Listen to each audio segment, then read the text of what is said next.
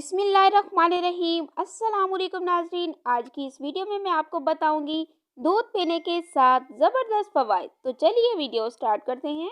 Number 1, दिन में 2 गिलास दूध पीने से स्किन चमकदार होती है।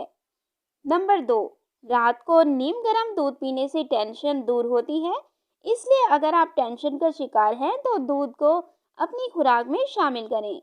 नंबर 3, जवानी में रोज़ दूध पीने से बढ़ती उम्र में हड्डियों जोड़ों के दर्द से बचा जा सकता है।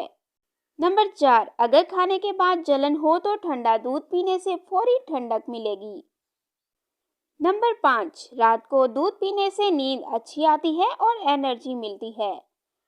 नंबर 6, दूध का इस्तेमाल करने से आप कैंसर के खतरात से बच सकते हैं।